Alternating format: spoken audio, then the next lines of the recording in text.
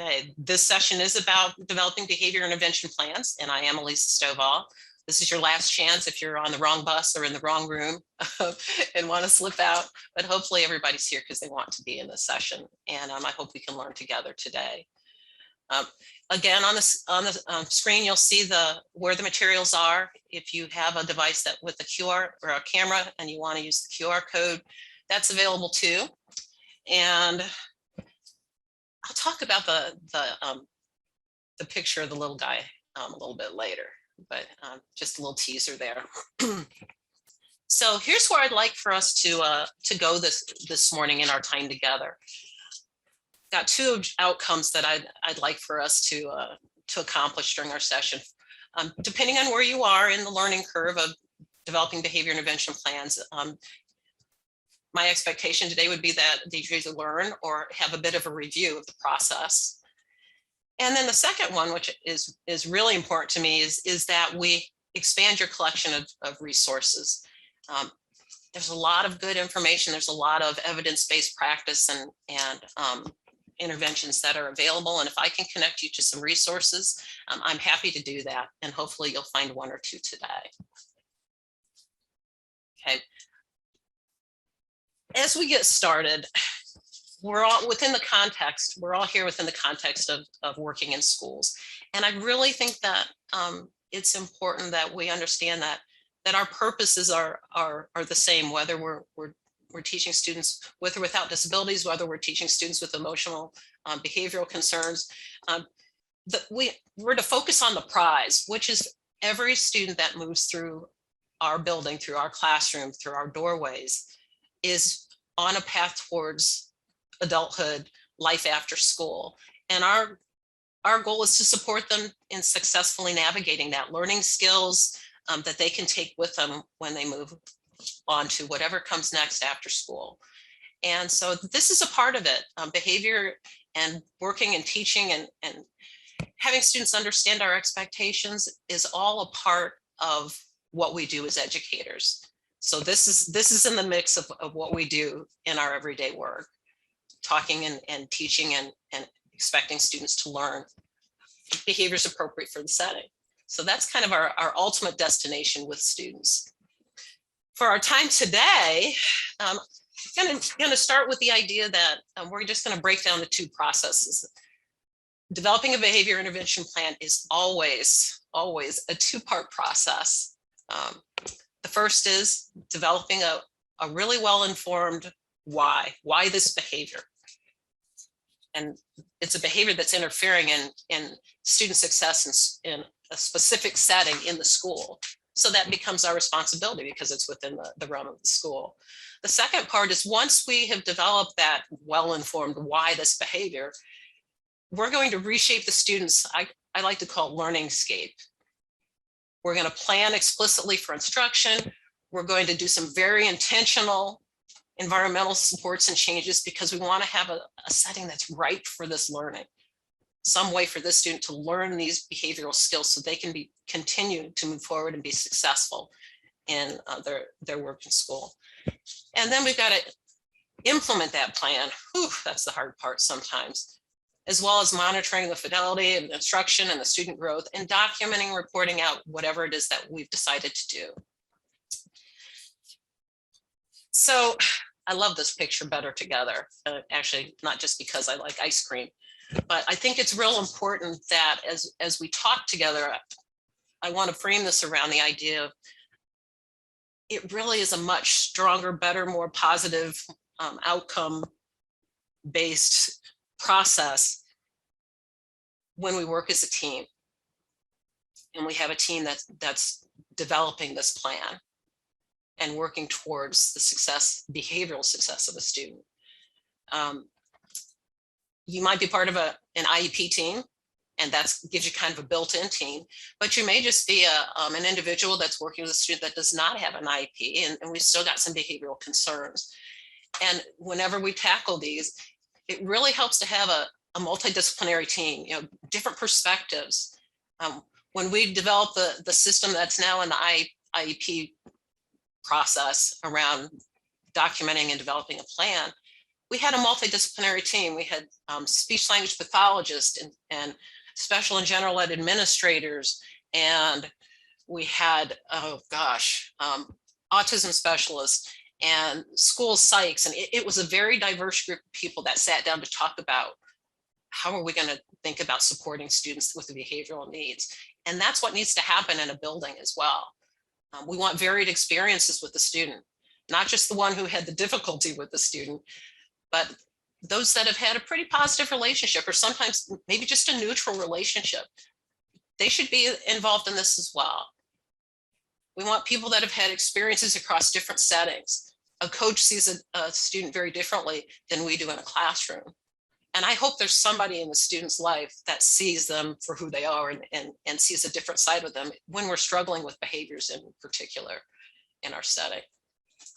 So just keep that in mind. And I know, we could have a lot of conversation around barriers to working as a team. But as you think about it, and who's on your team or could be on your team, how do we overcome these barriers for even getting to the point of having a team or asking for a team? And I would encourage you to think about the teams that are already in place. You have grade level teams that meet about academics, talk about student progress. You have student assistance teams that sometimes do that, not bound by a grade level. You may have an academic team, or you're a building or a district that's working on a multi-tiered system of support. So you've got teams of people meeting. As we talk about academic growth and performance, that's also the perfect place to talk about behavioral expectations that are interfering, or behaviors that are interfering in meeting those expectations. So I would just toss that out there as perhaps a suggestion. And if any of you want to identify barriers and drop those into the chat, Angie, if there's some good comments or things to think about as I throw out this first piece about who's on your team, who do you work with? And I'm putting some rules on the screen right now, but are there any comments or thoughts about how we get past this barrier of working alone or with just a couple people on an IEP document? What are the barriers? How might we move past them? Any suggestions or thoughts from those of you in the room right now?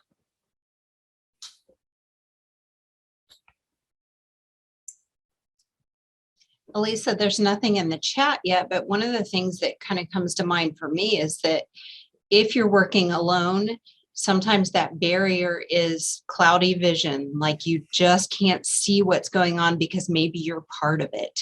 Oh, absolutely. When I'm in it, yeah. Mm-hmm. Katie also mentioned parent and home support. Yeah, the parent should be a part of the team, particularly if it's a student with an IEP. The IEP team should be working on this together. It's not something that we plan and then take to a family and say, this is what we're going to do. They can bring unique information. How do you solve problems at home? How is this, do you see strides or stripes of this behavior in other places in the community with your child? What do you do? How do you resolve it? That may be information that's helpful, but how do we connect with parents around that in a way that's positive? Miranda listed lack of staff and overloaded staff. Yes. Yeah, absolutely.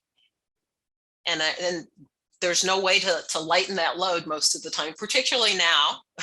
We've got more things on our plate and worried about student health and safety and wellness on top of the academic pieces. But it's a part of what we do, just like we have to be accountable for teaching the academic content. There are students that we're going to be accountable for teaching that behavioral expectation that we have. And we'll talk a little bit more about that and ways to maybe do that. And perhaps there'll be other ideas that come up from your colleagues here in the room right now.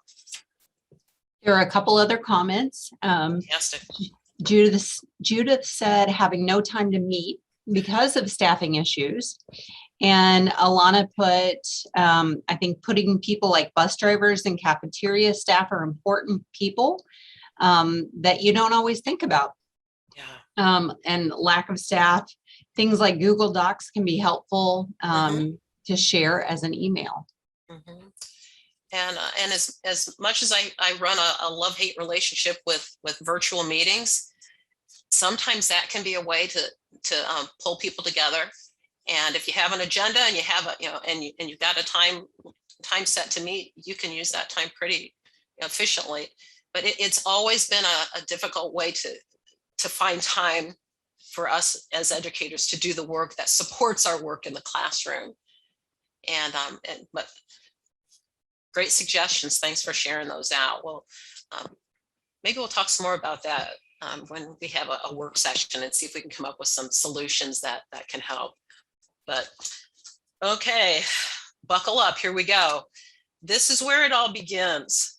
If we're talking about a student with an IEP and we're moving through the IEP process, there's a behavior of concern.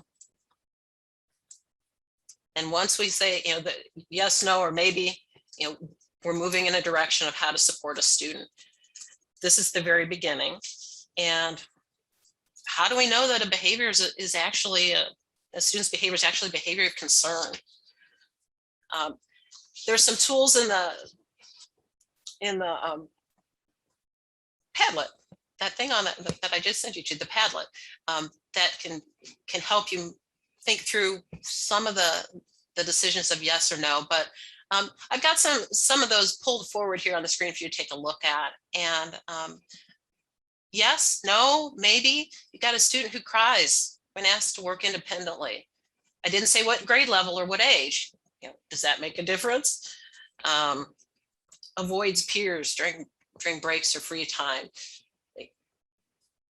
We see evidence of self-harm, or we've got a student who is verbally abusive to instructors, or uses profanity, or doesn't eat consistently during the school day. So what makes that a behavior of concern? Is it the context? Is it the intensity of the behavior? Is it the repetition of the behavior? Is it the volume level that it happens at, or the energy level that's behind that behavior? Is it the setting or the age of the student? It's really hard to know. That's why we have a team sometimes. But here's some reminders that over the years, I've come to learn about and understand that what rises to the level of bringing something to the team. If the behavior removes the student from instruction, and removing from instruction can be they're no longer a part of the lesson. Okay, Elisa, you go sit over at your desk. You're uninvited from the group for now because of, I'm saying that no teacher would ever say that to a child, but you're not a part of this lesson any longer. Okay, or you could be removed from the classroom. You're definitely, not even hearing the instruction that's going on in the classroom any longer. Maybe you're making friends in the hall. I hope nobody's really doing that anymore. Or you could be removed from the school building. When those types of behaviors begin to happen, I would think that's at the level of bringing it to a team. We need to be concerned about this because it's really hard to learn when you're not in the classroom and a part of the lessons. Okay. If it's a harmful or dangerous behavior to themselves or others, if it really isolates the student from others, and we've all seen those kids who are just kind of on the outside edge of everything. Okay, that can have an impact, and it might be something worth bringing to the team. What do we need to do to support the student differently? If the behavior regularly interrupts instruction, okay, because others have a right to learn as well as the student, that might be the time. Or if it tends to pull the student off task, whatever that behavior is, as well as others. So these are just, there's no end all be all to this list, but just some things to start thinking about. Do I have a behavior concern that, do we need to address this? And again, that has to do with context and intensity and repetition of that behavior. But I would, before we go all the way to the point of saying, okay, this is truly behavior of concern there, I always want to ask the question, have we taught the expectations for behaviors that we want? Have we really taught them? Not talked about them, but taught them to our students. And in order to teach the expectations, particularly behavioral expectations, to our students, perhaps the staff needs to have some discussion about, okay, so are we talking about the same behaviors? You know, I've taught students that were incarcerated. I've taught students that have been on probation. I've taught students that have had some very, I've also taught in a hospital setting with students with some very severe behavior. So when I talk about, let's use disrespectful language. My definition of disrespectful language may be very different from the second year teacher who's just starting their career working with students. There's not anything wrong with either of those definitions, but what are we talking about when we're together? So when we say we want students to have respectful behavior, are we collectively labeling those behaviors in the same way? And then do we know what our list is of these are critical behaviors worthy of a discipline referral? These are always going to be the ones that result in, you know, this type of response from staff. And what I'd encourage you to do is on the Padlet, there's actually an activity that's called let's see if I can get there from here. I'm going to try to here we go. Okay, can you see the Padlet on your screen?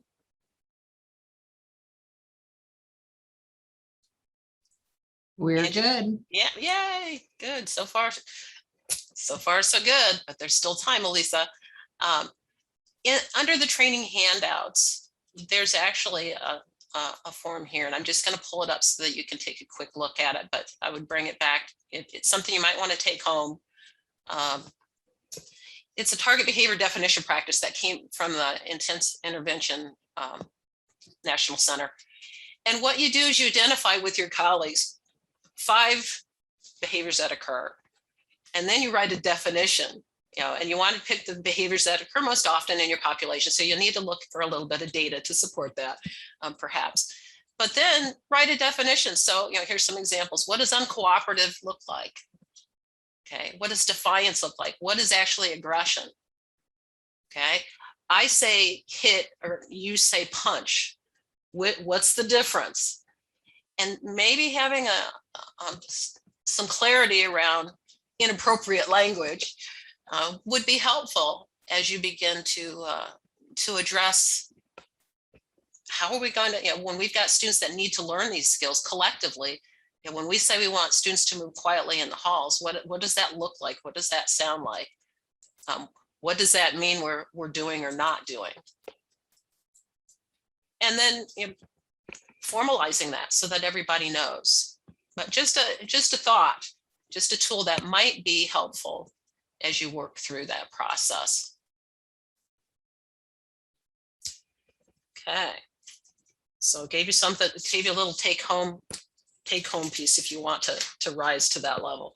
I thought as we move through the rest of this that I'd give us a little case study, just a little somebody to keep in mind. I don't dare want you to use one of your own students. That could be too early in the morning for that. But this is a fictitious student, and you can see on the screen, I'm not going to read to you everything, but the biggest thing is that Jeff's really been having some trouble in class. They think it's around paying attention. Inattentive and disruptive are the words that they use to describe his behavior. And sometimes what they seem to be most concerned about is that he curses. I don't know what the words are. They didn't say specifically, but the threatening comments toward peers. And so that, you know, there's enough here that they think, you know, maybe we need to bring this one to the team, take it forward.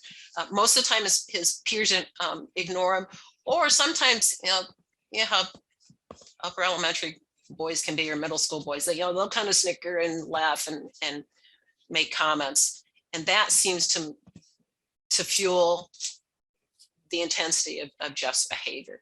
So we might have to do some planning around Jeff, because it's really beginning to affect his work as well. And again, that's the really important piece.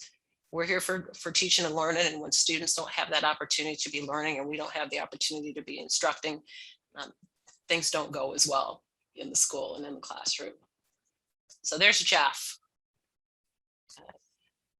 If you're working with a student with an IEP, and many of you in the room now do or have, we know that there's a process and some questions that we need to respond to legally in the IEP process. And before we can get to that critical question, there were some critical definitions that we made sure to clarify in the IEP system. And I'm going to default to that. I know there are others, some that don't use this section completely, but the processes should be pretty similar. We define pattern of behavior because that's part of the definition as repeated occurrences of behavior in one or more settings. Behaviors occur with a predictable series of triggers. So we're talking about sameness, whether it's time of day or time of the month, or actually had a student that had some annual behaviors that were very telling. Same environment or expectations. It's always when we're doing individual work. It's always when the expectations are a little bit different than other times. Is it about who's present or who's not present? Okay. Many times our students do a little bit better when we're present than when we're absent. Okay. Or maybe there's another dynamic going on there. It could be the types of activities. Whenever we ask them to do an independent task, or when the noise level gets high, or when there's less structure in the activity, but we're looking for a pattern of sameness. The second piece that's a critical definition for making the determination is impeding. And we've defined impede as to interfere with the ability to participate in or focus on learning activities. And it could be the student's personal learning or the learning of others. And just kind of a brick wall impeding. And so the question is, does the pattern of student behavior impede his or her learning or that of others? And you've probably seen that in the IEP system at some point in time, and hopefully haven't had to spend too much time there. If the answer to that question is, we're not sure, well, that's okay, because we can, in essence, just make some adjustments. We're not sure if it's a problem yet or not. And when I say adjustments, I mean things like, well, what if we will problem solve a little bit and say, okay, all of us are going to use the same nonverbal prompt when this comes up. And everybody in the fourth grade team, because he's a fourth grader, and let's just see if that makes a difference. If we respond with a nonverbal prompt to it, would that make a difference? Perhaps. Okay. Or, accommodations. I love accommodations because it's the same expected outcome, but a different path to get to them. And we've been living with accommodations, hands-free, not touching things. I still want clean hands. I still need to get to the second floor in the elevator, but I don't have to touch any buttons. I just wave my hand over it and I move. I loved that. I could live with that all the time, actually. And just the idea of, what accommodations can we put in place, make them a part of the student's everyday life. The other thing we can do is, particularly if we know the student, we've got some history. I taught the same students for sometimes 5 years if they came to me as young elementary students. And so we had a relationship. And there were times as I talked with my colleagues, they'd say, if he just learned how to join the game, or if he just learned how to move around the classroom without disrupting and distracting other people. So let's teach that. I'm going to teach it explicitly, just like a coach. Okay, I love coaching because you just break skills into pieces, and then you work on them and you work on them, and then you reinforce and reinforce, and suddenly you've got an athlete with a new skill set. It's not always easy work, but sometimes we need to do that with students too. And so I'm just going to teach them how to join the game. Here's how you do it on the playground. Okay, we can do those things, and we document what we've decided to do, because that would be an environmental support or an accommodation, or especially design instruction would be that coaching piece. Document what you've done and how it's gone. Okay, that may fix it. That may take care of the situation or the behavior or the issue. Then again, perhaps not. So what if we say yes? Okay, this behavior does impede the student's learning or then, and we're sure of it. Well, at that point, we must take action. And legally, we're required to do that. And actually, just so you know, I spent some time as an assistant principal, and I would love to have been able to say, yes, it does unilaterally. That is a decision actually that's made by the IEP team. Okay, and that comes out of an amendment to the idea quite some time ago, since we haven't had reauthorization in a bit. But it's not a one-person decision. As an assistant principal, I could not say, make it so. The team had to talk about it and make a decision as the case conference committee. So once we do that, we're ready to start the first part of this process. So I've done a lot of talking, and we haven't even gotten to the developing the well-informed hypothesis yet. But I believe it's important to frame it this way, so that when we say we've got a concern, we know that we've already done some proactive pieces by teaching expectations, by reinforcing them, and so on, and making sure students are clear in their understanding. No differently than if we were teaching them how to solve for X, or if we were teaching them how important the alignment of the digits, when we have place value. No different than that. So now we're ready to tackle this hypothesis. Are there any questions or comments that have come up in the chat that might be beneficial to hear about right now? Nothing so far. Okay, great. Okay. Thank you. Just so you know, particularly if you are a special educator, one of the high leverage practices is the expectation that we conduct functional behavior assessments to develop an individualized behavior support plan. And the reference here, McCluskey's book that he's the editor along with another team. It's High Leverage Practices for Inclusive Classrooms, an excellent resource. It just, one of those resources that I will be dragging around with me for a long time after I discovered it. So if you have an opportunity, if you need to try to find that text, it would be well worth it. So a functional behavior assessment is systematic. We don't just make these parts up. We want to think about and find out more around the conditions of the events that can predict that behavior. I always love it when I'm talking with sometimes it's a frazzled educator going, it just happens. We're doing this and then boom, there it is. It's not attached to anything. That is never the case. We may not see what's going on around or inside that student. We may not feel the intensities that they're feeling, but behaviors never just occur. They always are a part of an interaction. And we're going to look for that and see if we can figure that out, along with the events and the conditions that maintain that behavior once it starts, what keeps it going. We're going to do that by gathering data. And we can gather in two formats, basically. Indirect data assessment, which means we're getting other individuals' perceptions of the student's behavior. Okay, interviews, checklists. The student might do a self-report, reading scales. Some of them are very formalized tools. Some of them are very informal, but we want to get that information, perceptions of the student's behavior. The other part is the more direct assessment piece, where someone's gonna have to observe the student in the context where the problem behavior reportedly occurs. We need to see it when it happens, where it happens. And this data, it can be informal note-taking. There are highly structured tools that you can use. And typically this is, well, if it's a form that needs a trained specialist or observer to use it, we're calling in other professionals, maybe the school psychologist or a behavior specialist or someone that has some experience with that tool. So these are going to be the two areas that we're going to take a look at.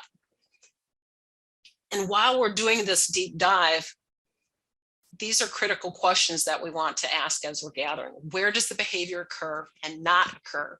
We need both, not just where it happens, but where it does not happen. I'm convinced there's some kids I worked with that the only time it didn't happen was when they were asleep, but that would count.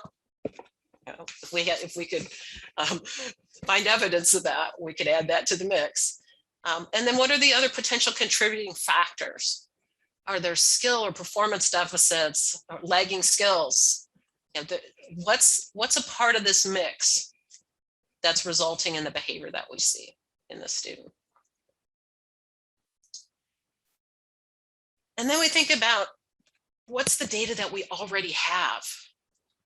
Because we can do a review of existing data. We may have enough information to make some decisions around what might be the reason, the hypothesis for this behavior. And that's a short list, everything from attendance to progress monitoring on skills to communications between home and family, discipline referrals, student work samples. Every piece of documentation that we look at, we're trying to figure out what it's going to tell us about the student, what it's going to tell us about Jeff. Okay, Jeff's our guy. And there he is, just so that you can keep him in mind. Okay. I thought we might take, well, first let me see if there's any other questions or comments for the group. Nothing in the chat. Okay. Well, then what we're going to do next is I've got some different types of data sources, and you may be familiar with some of them, you may not. But if we were in the room together, we would do a data dig and just take or dive and just kind of look through and see what we might find. But I'm going to give you just a snippet of that right now, and I'll start it with just giving you some general information about these tools, and then giving you a few minutes to go back to the Padlet and pull one of these up if you're interested to take a look at today. Starting on the left-hand side of the screen at the top, the root cause chart. Margaret Searle has developed a set of tools where you look at a skill and then you break it down into all the sub skills, and it's done in very student-friendly, teacher-friendly language to kind of get to maybe a root cause of, I say he doesn't pay attention, but is it because he doesn't attend to, he can't attend to one thing when there's several things going on? Is it because he can't process the information? It just kind of gives you these nudges towards, well, what might more be going on? So the root cause charts. Beside those to the right is some general information about direct behavior rating, okay, and some what it is and what that's about, documents. The third document on the top there is an example of a student functional assessment interview, and there are many of those out there. And if you're not familiar with any, I would encourage you to add that to your repertoire. Maybe not this one, but there's all different types. But here's an example. On the second row, the first document, the group interview, is something that Dr. Terrence Scott, who we have worked with quite a bit here in Indiana on training around behavior and behavior management and developing behavior intervention plans. And he talks about having a group interview where you take the students, all of Jeff's teachers would find some time to get together, and you just start asking questions about the behavior. And there's some questions on the form. And by virtue of being in the same discussion, sometimes you remember things that you wouldn't if you were just thinking in isolation about the student. A colleague says, it always happens when we start these types of activities. And then I think about my class. I said, that's never happened. But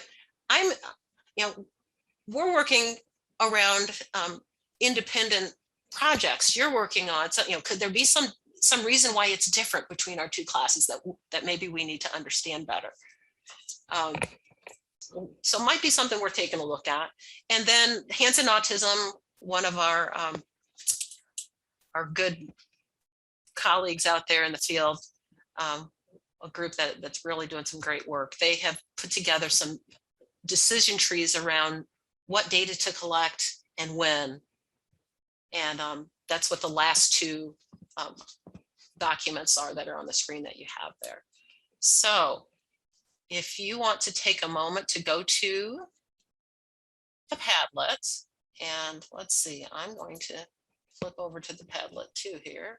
While you do that, Elisa, there's a question in the chat that says, what is the suggested timeline for gathering the data for the team? Oof. I don't think there is a a suggested timeline. You know what? I'm not going to be able to find this one. Let me back up. I'm not sure that we actually, there's nothing legally that I'm aware of. The only thing that I could think of is that if it is, if you have a signed consent form as part of a reevaluation, then you may be on a 50-day timeline, most likely. That is true. That is true. And I'm having trouble getting back to my other. It's got to be here somewhere. Oh, okay, here it is. Let me.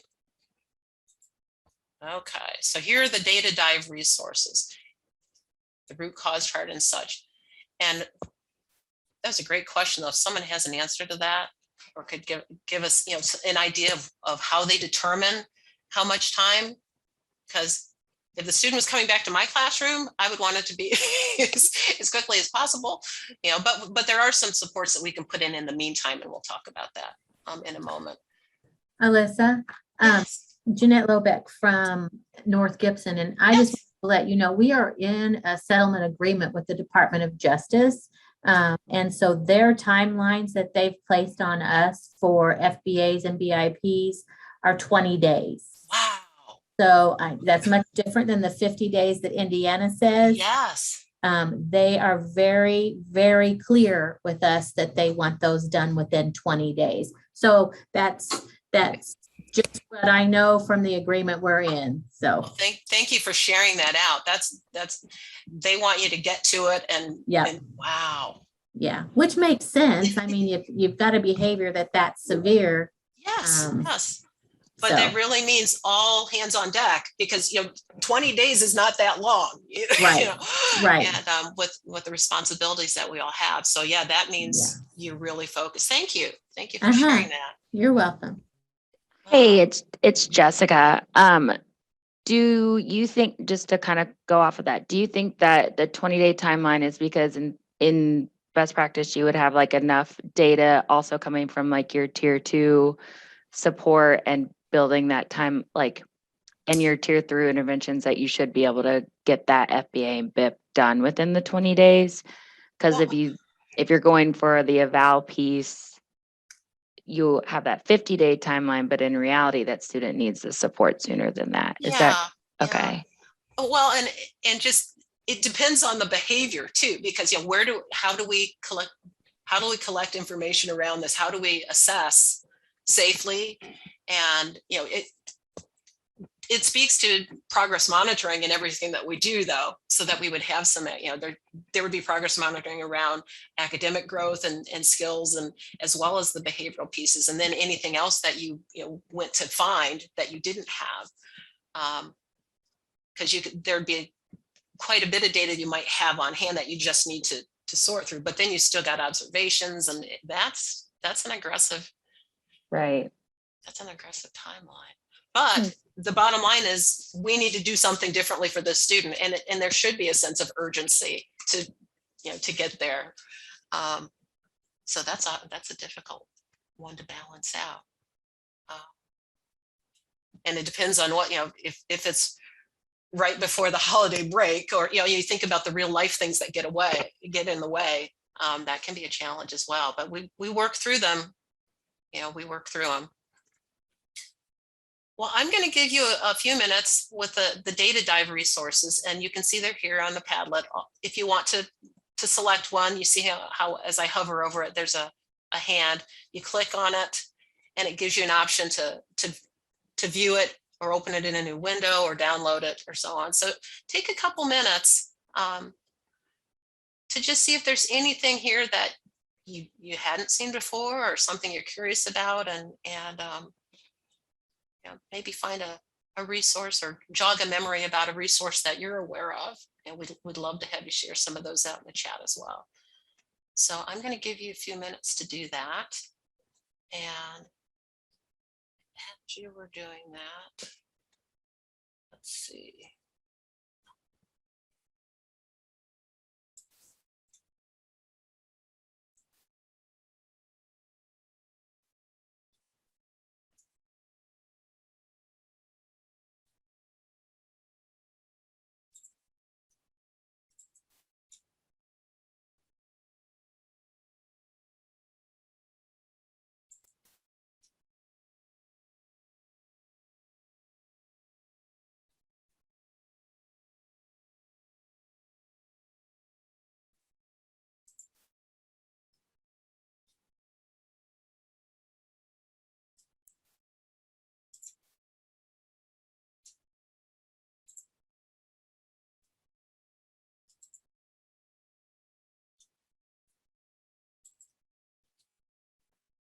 Okay, gonna bring us back. You had just a few minutes to maybe take a peek at one. Was there anything that seemed like it was really an interesting tool? Someone want to share out, or you can jot it in the chat? Okay, well, that was just a little teaser at looking at some of the materials that might bring you some more data. Whoops, moving too fast there.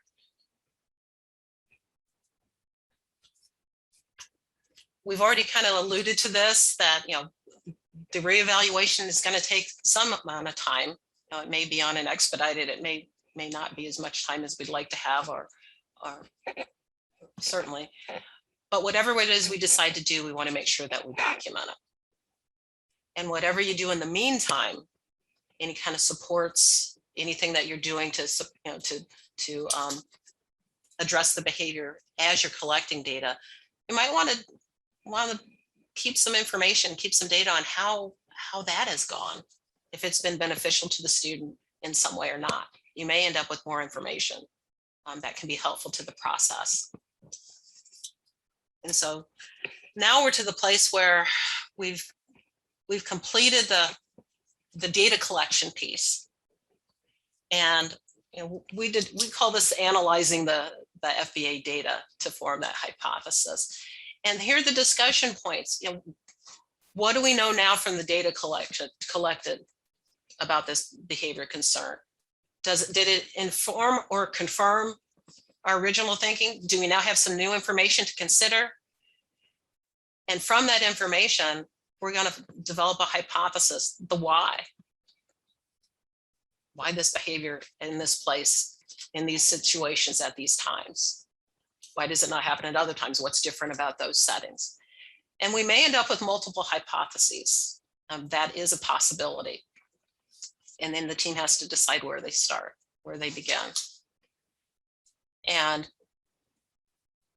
we've always used this: under X conditions, the student is likely to do Y for Z reasons, to develop our hypothesis. And then we've got to remember that we're actually talking about Jeff, or the student that you're looking at specifically. So what do we now know from the data collected regarding Jeff's behavior? What's our hypothesis of Jeff, the function of Jeff's behavior? So we have to really make sure that we're personalizing it for the student. It's not about all students with autism. It's about the student that's in front of us that has autism, and how are we going to support them? What are we going to do differently for that individual? So it's very, very personal. And in your handouts, you had a document that was, again, a piece of the data. And I'm going to share that one with you now on the screen as well. This is what it looks like. And this particular document actually mirrors the language changes, the prompts that are in the IEP system now, because it was just updated at the beginning of October, I believe, a couple weeks ago. And I'll show you the areas that are actually, the prompts. This is just how we framed out the information. Here's the data that we collected, all of the different individuals or groups that we spoke with. This is where our data came from. Okay. And when we talked about the behavior of concern, now we've got a little more information. Jeff becomes visibly agitated. This may be something that's important for us to know as we plan. And I've just highlighted a few points to, you may want to take some more time to look at it more closely if you're interested. But things that stuck out, it takes up to 30 minutes for him to return to work after an incident where he kind of blows up completely and he curses at someone. Okay, that's a large chunk of classroom time to not be engaged in instruction or learning.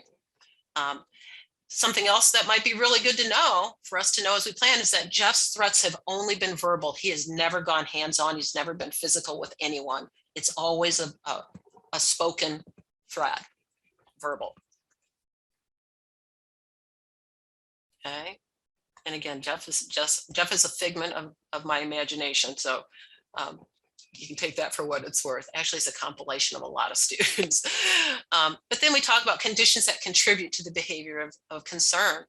He doesn't ask for help.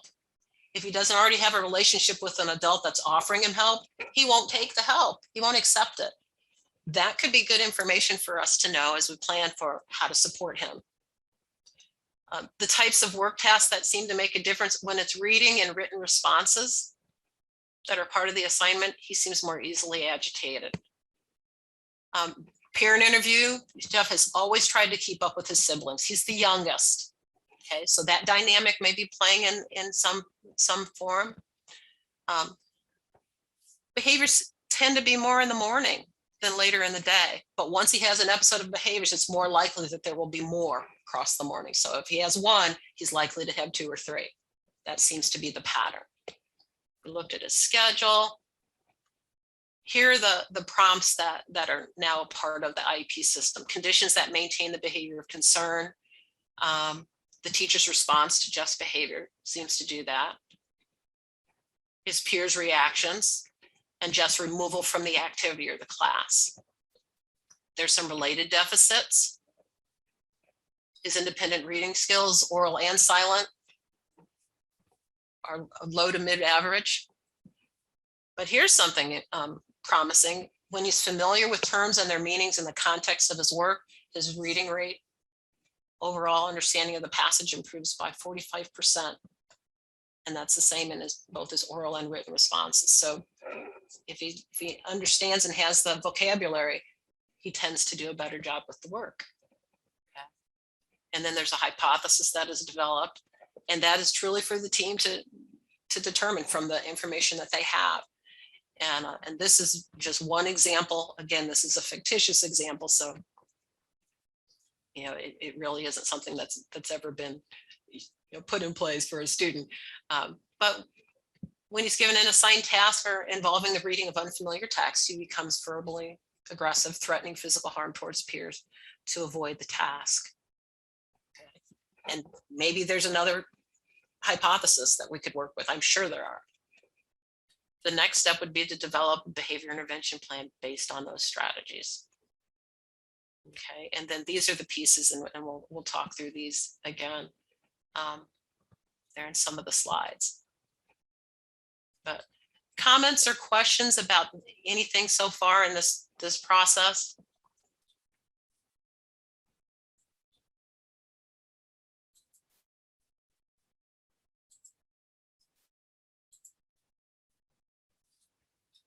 Okay, because now we're ready for part 2.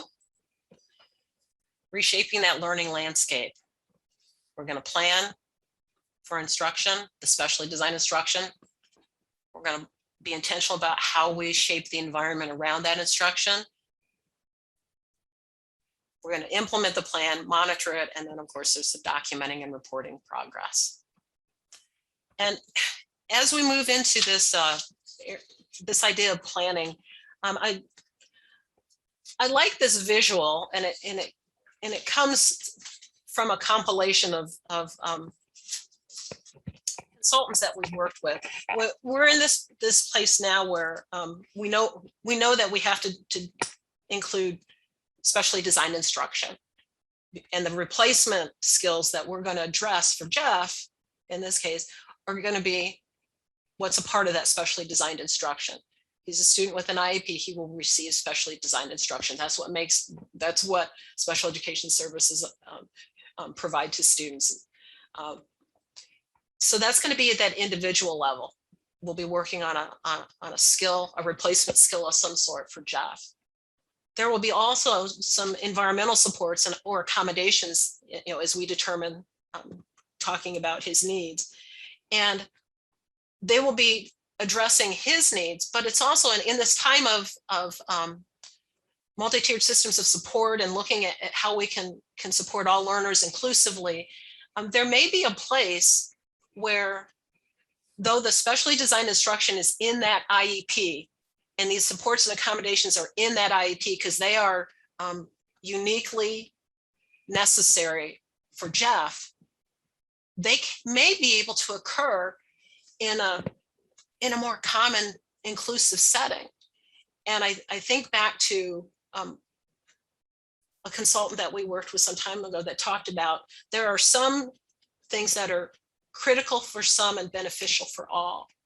So as we put these supports for Jeff in place, they may be able to happen in a small group with a lot of other kids that have those same types of needs. It doesn't mean that we take Jeff and he now has to go over here by himself and learn all these things on his own. There may be opportunities to learn those skills in the more natural context of being with his peers.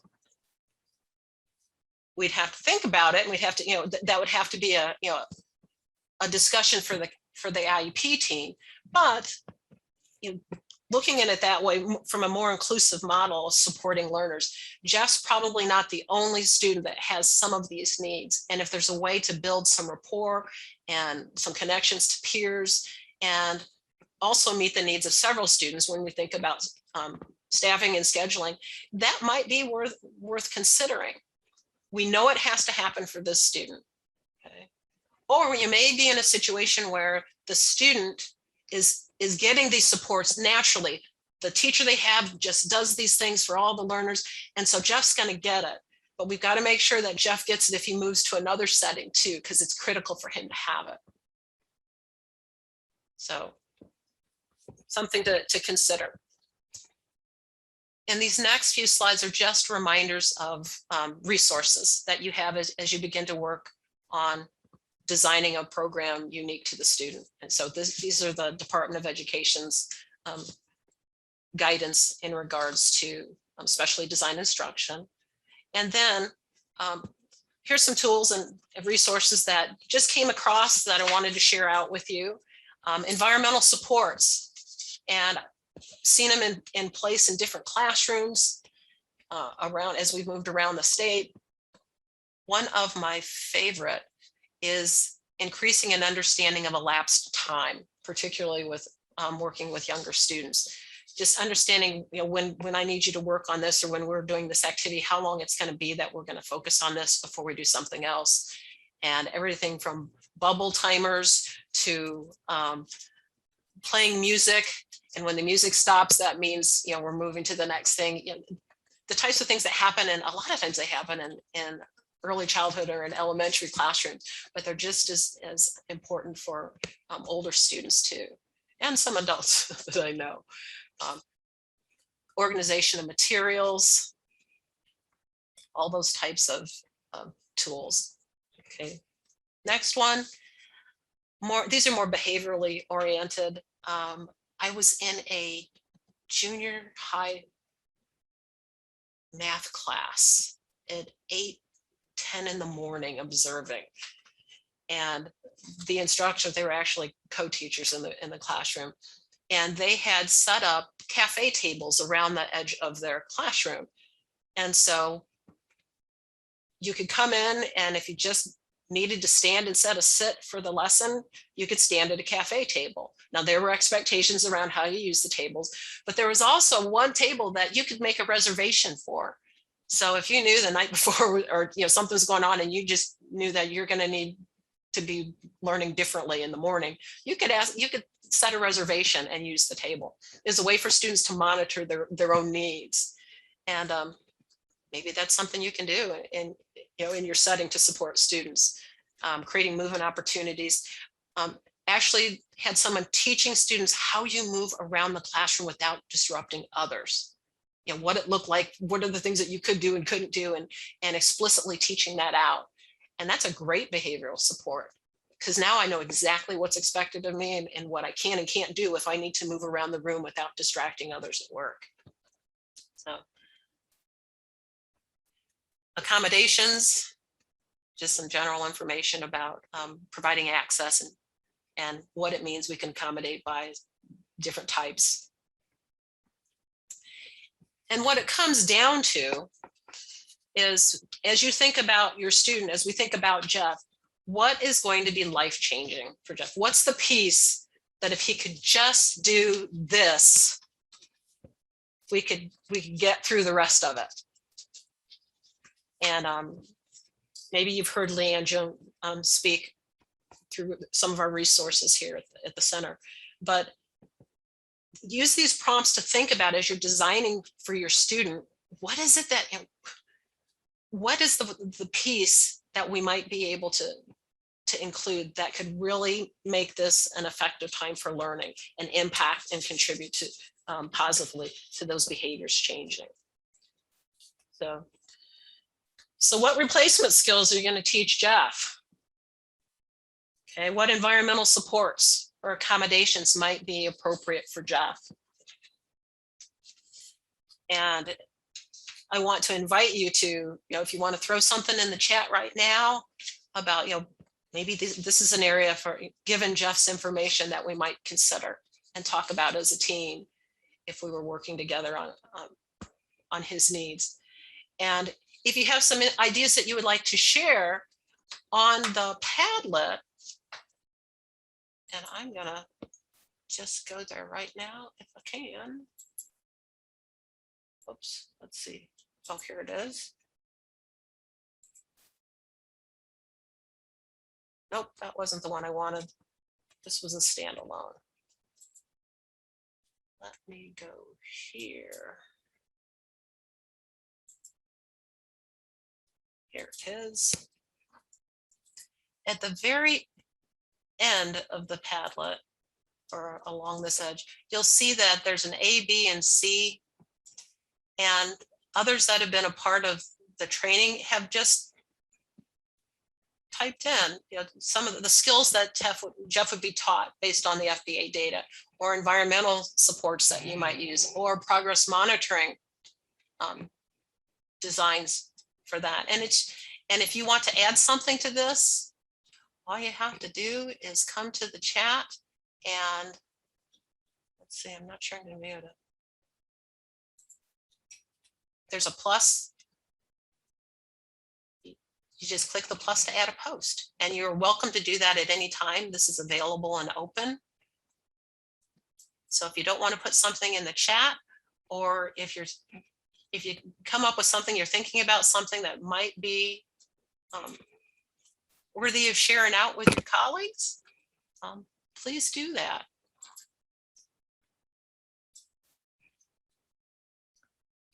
Any comments or at this time? Let your colleagues know what you're thinking, or if there's a support for Jeff that's come to mind.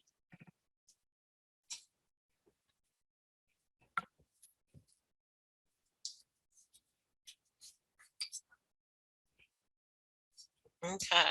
So Elisa, we have liking the idea of front loading. Mm-hmm. Yeah, use that in a lot of different ways.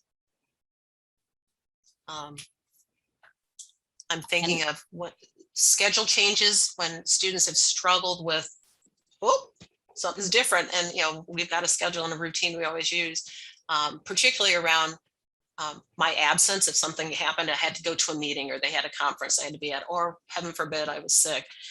we had talked about this in advance, but there was a little sticky note that they would put right across our schedule that said, just so you know, Ms. Stovall's not going to be in the classroom today. She's away. She's thinking about you. Trust me, she's thinking about you. But just so everybody knew, and we practice. What are you going to do when you see that? Because it's always going to be unexpected. If I know I'm not going to be there, I'll let you know. But if something comes up, and that just front loading, what do you do? What do you do with that? How do you behave? We have a guest instructor for the day, and you may not be happy with that, but how do you manage yourself? And front loading things that are going to come, that's powerful. How many of us want to know what's happening and don't like surprises? Excellent. Is there another comment?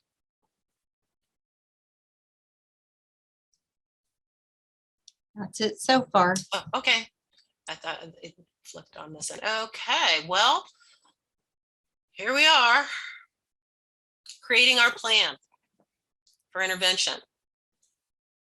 Using evidence-based practices, what do we want to teach the student instead of the target behavior?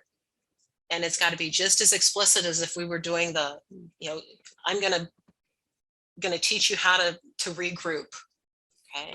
And then what environmental changes will we set up to make that learning stick?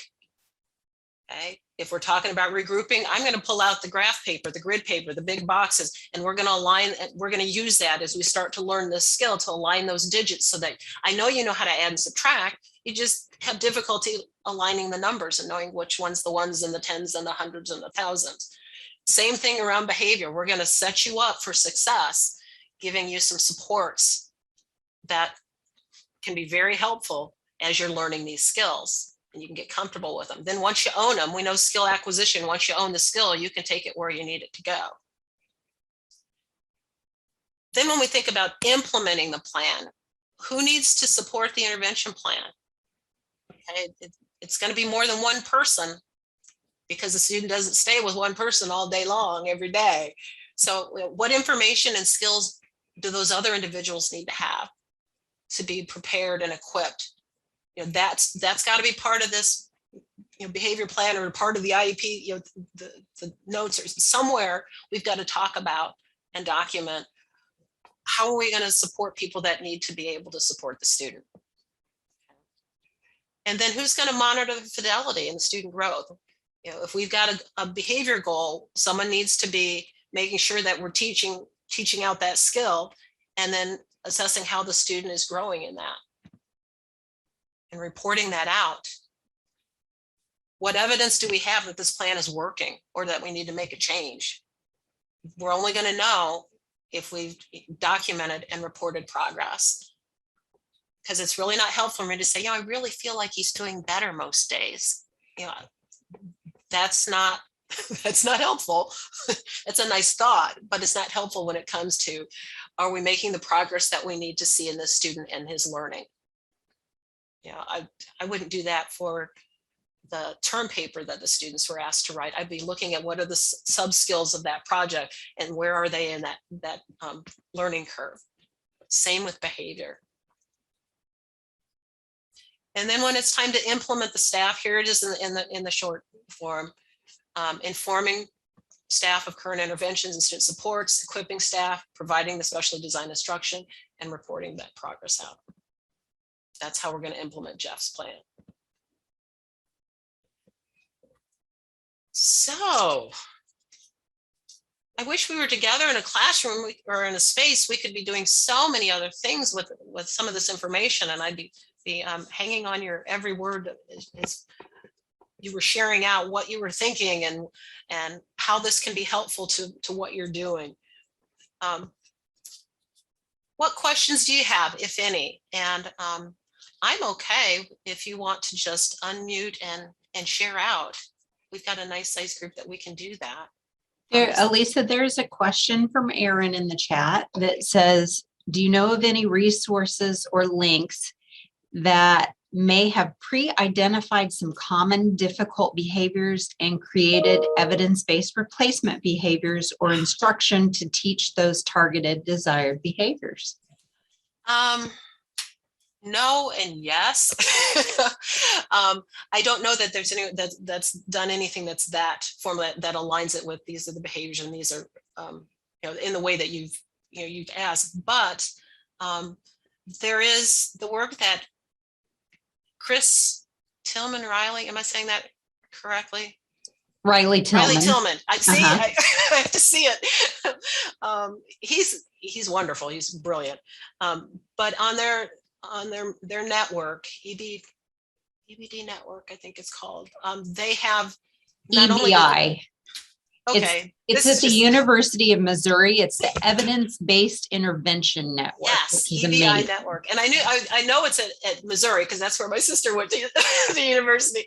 But they do have some tools there and actually some instructional, step-by-steps of evidence-based practice. They're not divided up by area of disability or the behavior, but they're a little broader than that. But that would be a place where you could find some resources. And I think it might be, I might have even included that in here. Let me see if I've got it in some. Nope, I did. It's in the other training. It's in the other training that I've got because I shared that one out. But that would be a good resource. Tim Lewis is there as well at University of Missouri. So any information that he puts out would be equally positive. But that evidence-based piece is something that they're doing with that particular website, and that's good to know too. Off the top of my head, I can't think of anything else. But I wonder if some of the stuff that's on the PBIS world, there seems to be a lot of good stuff there, but I'm not sure if it's exactly the way that Aaron's asking. Yeah, your questionnaire.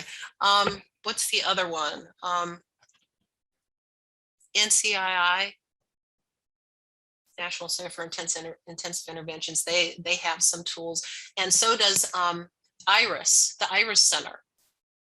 They've just at Vanderbilt, the Peabody.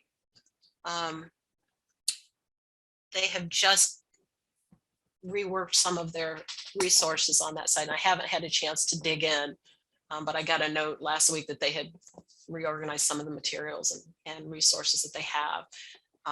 But the IRIS Center, you might be able to find, and they do nice step-by-step pieces that could be helpful to someone that, especially if they didn't have a lot of experience in working and teaching behavior.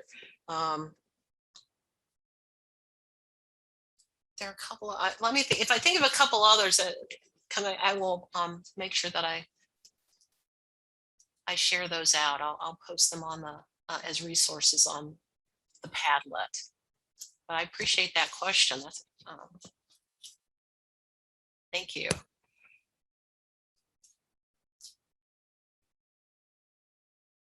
Anything else?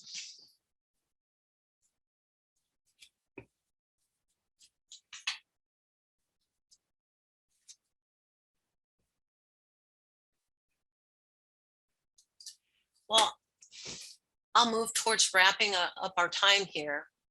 We've got a little bit of time left, but if you are interested in a work session where it's not a training, it's just an opportunity to come together, ask questions. If you found a resource, it's just a time to be able to to talk through some of those things and with your colleagues. And that is available. You can sign up just as you signed up for this particular training. And there'll be a link on the next slide. Whoops, guess it wasn't on the next slide. Oh, you know what? I bet I don't have the QR codes for those yet. But if you go to our website and look for the behavior intervention plan work session, that's available, and you can just sign up and pop in and ask questions or share information, and you're welcome to do that. You do have the resources that are available on the Padlet, and they will be around all year, at least, if not longer. Try to update things at least once a year, but during this particular year, I'll be adding more resources as we find them. And if you have some suggestions, if you had a goal that, or a skill that you would want to teach Jeff, our sample student there, you can add those thoughts, or things that you're doing environmentally that support your learners. Share that out with your colleagues. And here we go.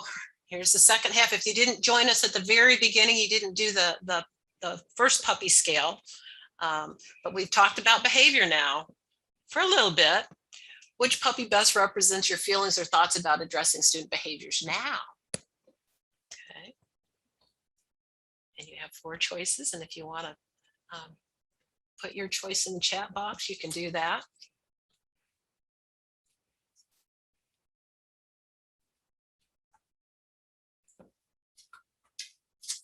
How you doing? There will be an opportunity to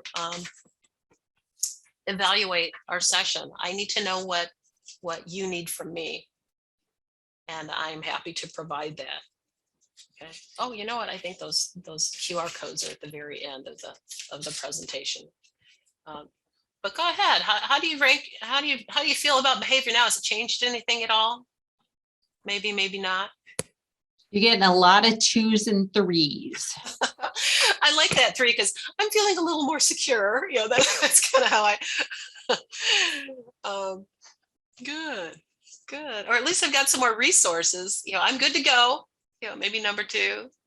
Nobody's exhausted or slightly apprehensive about what comes next. I don't know. Those are my takes on the photos. You may have very different feelings, but thanks for sharing that out. I do appreciate your feedback, and the evaluation links are here, as well as the scan if you want the QR code. And the trainings, here's what I was looking for before. I forgot they were on the same page now. If you want to register for any additional trainings, or you want to check out that work session, it really is a session for you and your colleagues to ask questions, discuss things that you're doing. There's no set presentation or anything. It's just time for us to connect, which I think is always a good thing. Talking behavior. Elisa, I think your work sessions are really cool too, because as long as somebody brings in information in a confidential way, to be able to say, this is what I got, but I don't know what to do, help me out. I think it's a really good opportunity to be able to start getting more heads together that don't even know the student and really work on some real kids. Yeah, and you know, I appreciate that, but there's something about having a team, and when we do this in person, it's always interesting how, you know, we spend more time with an example and talk about how we're going to support a student, and every group kind of comes up with, you know, with their response to the needs of the sample student, and most of the time they kind of fall in line with each other. And it was very interesting. Only once in the year-long set of trainings, we had come to a conclusion that this is what we were going to do for this student and his needs based on the data we had. And someone in the room raised their hand and said, you know, I'm a school psych, and this would be a great support and intervention unless the student had attachment reactive disorder. And it was like, and this is why you have different heads in the room and have different, you know, folks representing their area of expertise, because no one had all year looking at the data that we had, no one had found and thought about that. And that's sometimes what we need in our teams. You know, the person to say, let's look at this from a different perspective. You know, the data, you know, does suggest this, but what if we think about it this way? And that's what we need when we are trying to problem solve and teach students that struggle behaviorally and other areas. But that's why I really love the team approach and having that discourse between colleagues. It's important. Here's how you can get me if you need to. feel free, or any of the other consultants at the Resource Center. If you go to our website, there's a consultant page, and click just below the picture, and you can find an email or a phone number, and we're always happy and willing to provide resources to you. Thank you for the time that you have given. Thank you for supporting our Resource Center and those that we work with in the Resource Network. And I wish you the best. You're going back to classrooms and buildings and students that need you. And I appreciate the work you do. I miss it every day, working with kids, believe it or not. Thank you for taking some time to spend with us here today.